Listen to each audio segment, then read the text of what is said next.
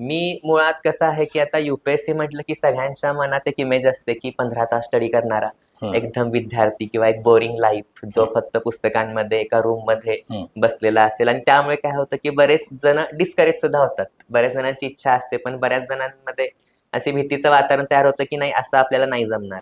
पण रिॲलिटी अशी आहे, की मी दिवसभरात फक्त 6 ते 7 तास स्टडी करायचो. मी कधीच 10 तास, 12 तास अभ्यास नाही केला. मी नेहमी मित्रांमध्ये फिरायचो. मला वेब सीरीज बघायला अतिशय आवडतं. त्यामुळे वेब सीरीज भरपूर बघायचो. ज्यामध्ये सोशल कॉज रिलेटेड पण वेब सीरीज असायच्या. म्हणजे एक ओव्हरऑल डेव्हलपमेंट, की मला स्टडी ज्यावेळेस करायचं आहे त्यावेळेस मी स्टडी करणार.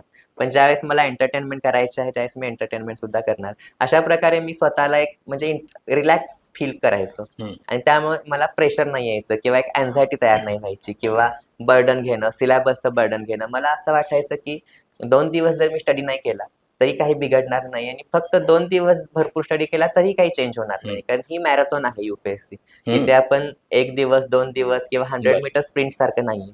इथं तुम्हाला माहिती नाही, की कदाचित एखाद्याला 2 वर्षामध्ये सक्सेस मिळतं. एखाद्याला 5 वर्ष लागतात, एखाद्याला 10 वर्ष सुद्धा लागतात. तुमची ती तयारी पाहिजे, की सतत 3, 4, 5 वर्ष कंटिन्यू करण्याची.